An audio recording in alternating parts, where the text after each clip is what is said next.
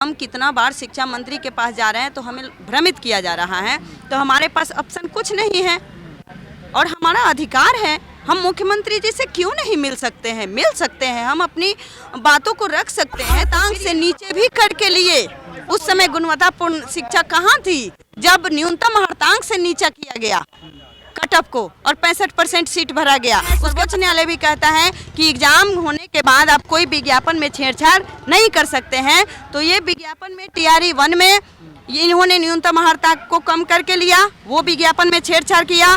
TRE 2 में domicile नीति को हटाया और उसके बाद जब यूपी के लोगों को 9 नंबर नहीं आया भाषा हड़ता में तो इन्होंने भाषा हड़ता को शून्य कर दिया। तो जब फिर भी हम नहीं माने क्योंकि हमारा जो पेशेंस लेवल है वो बिल्कुल ख़त्म हो गया है। हम 4 महीने से यहाँ गर्दनी बाग में बैठे हैं, अब हमारे अंदर पेशेंस लेवल नहीं बचा है। यही रीज़न है। मान लीजिए हम 4 महीने से यहाँ बैठे हैं, कोई नेता, कोई मंत्री, कोई अधिकारी हम लोगों से नहीं मिल रहा। अगर वो लोग आके हमसे यहाँ मिल लेते तो फिर हमें क्या ज़रूरत थी? हमें कोई शौक तो लगा नहीं है उनके आवाज़ पे जाने का। हम अपनी बात को ही तो लेके गए थे कि हम उनसे रिक्वेस्ट करेंगे, गुहार लगाएंगे कि वो संज्ञान में ले। पता नहीं उनके पास चीज़ें कैसे जा रही हैं, कैसे नहीं जा रही हैं, बस हम अपनी मांग को लेके पहुँचे थे। लेकिन हमें मिला कि 4 लोगों को डिटेन किया गया और बाकी लोगों पे लाठी चार्ज किया गया और लाठी चार्ज भी किया गया है तो बहुत बुरी तरीके से किया गया है। किसी का ओठ फट गया है तो किसी के पैर में पूरा स्वेलिंग हो गया है, पीठ पे मारा गया है। बताइए ये कहाँ क्या न्याय है?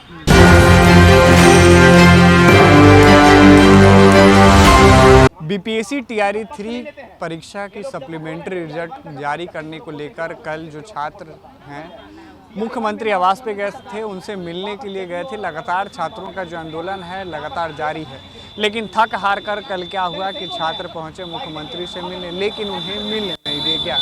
वहां आपको बता दें कि छात्रों पर जो है प्रशासन के द्वारा लाठीचार्ज की गई। महिलाएं भी कई हैं जो वहां बेहोश हो गई थी और घायल हो गई थी।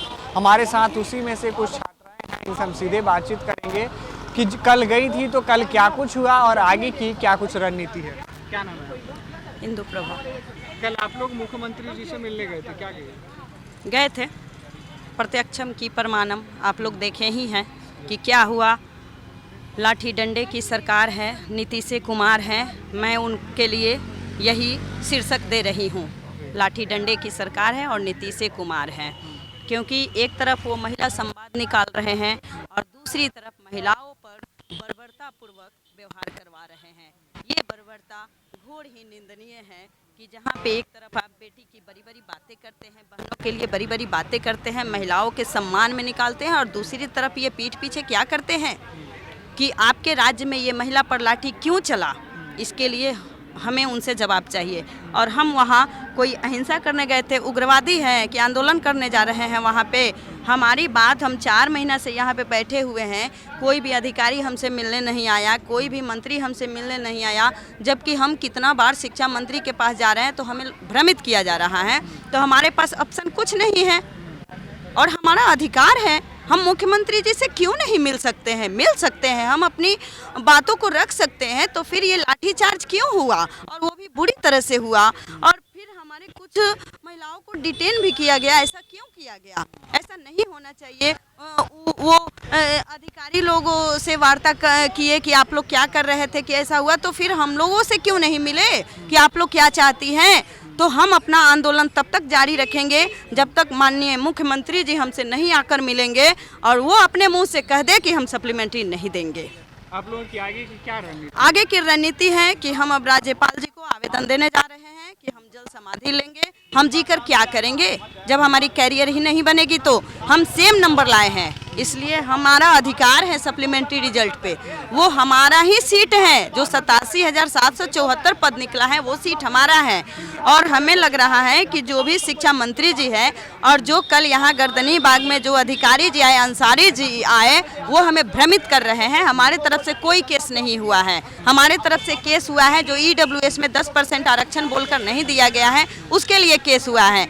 और जब वो TRE 2 का दिखा रहे हैं कि सप्लीमेंट्री रिजल्ट नहीं देंगे, तो TRE 1 का क्यों नहीं दिखा रहे हैं?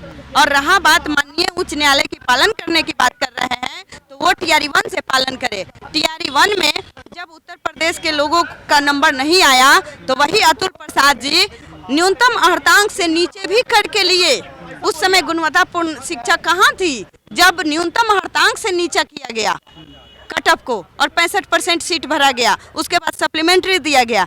टीआरई 2 में भी आना था, लेकिन सरकार बदलने के कारण से सप्लीमेंट्री नहीं आया।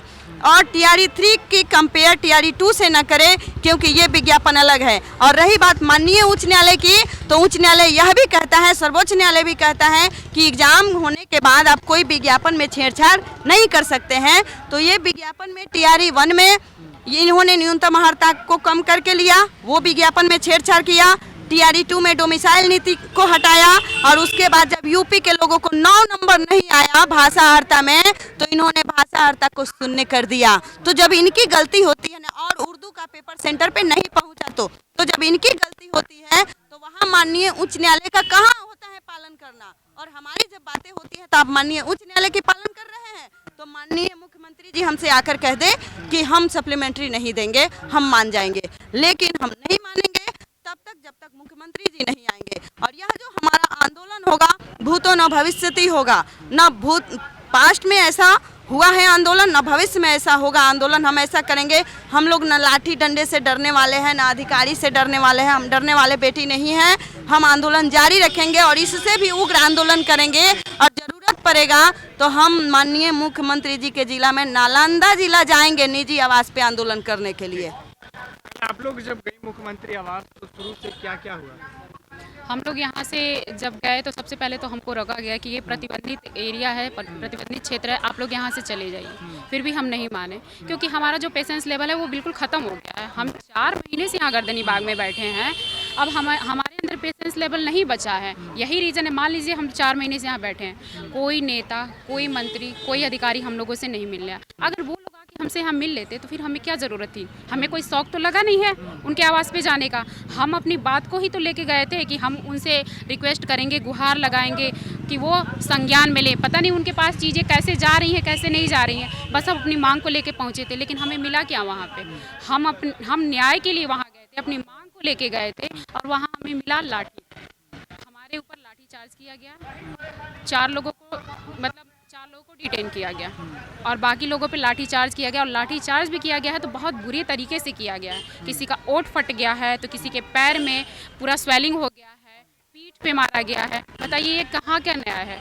हमारी क्या गलती है? हमारा नंबर कट ऑफ के बराबर है, सेम ही नंबर पाके आप किसी को स्कूल अलॉट कर दिए, और उतना ही नंबर पाके हम यहाँ रोड पे बैठे हैं 4 महीने से। हमारी गलती क्या है? बस यही तो बता दे कि मेरी गलती क्या है। अगर उनके पास सीट नहीं बची होती तो हम शायद मांग नहीं करते। आपने जो 21,000 सीट पहले से बचा लिया है, उसकी तो हम मांग ही नहीं कर रहे हैं।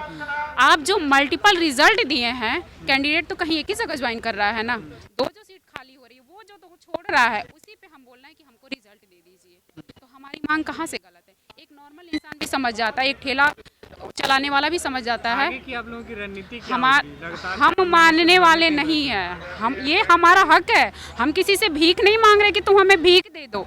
ऐसा नहीं है कि हमने एग्जाम नहीं दिया है, हमने कट ऑफ के बराबर नंबर नहीं पाया है, और हम आपसे कह रहे हैं कि आप हमें जॉब दे दो।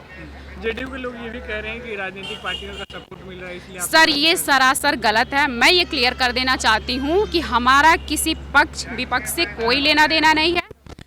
विपक्ष के पास हम लोग तो गए ही नहीं है। हम लोगों ने स्टार्टिंग से ही हमारा ये जो ये आंदोलन है वो साफ सुथरा एक छात्र आंदोलन है, और लास्ट तक ये सिर्फ एक छात्र आंदोलन ही रहेगा। तो ये जो एलिगेशन हम पे लग रहा है ना, वो बिल्कुल गलत है। यानी आगे हम जितने भी हैं ना, हम सब कैंडिडेट ही हैं। बाकी कैंडिडेट के अलावा ऐसा नहीं है कि इसमें कोई पॉलिटिक्स वाले हैं या फिर कोई विपक्ष वाले हैं, ऐसा कुछ भी नहीं। हम जितने भी हैं एक कैंडिडेट हैं, एक स्टूडेंट है, और हमारा आंदोलन भी छात्र आंदोलन ही है।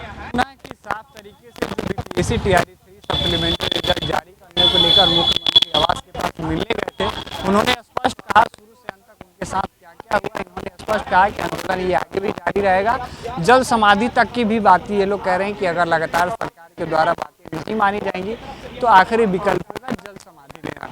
कैमरे पे सहयोग कर रहे समर कुमार डे के साथ सितेश सिंह की रिपोर्ट पटना से।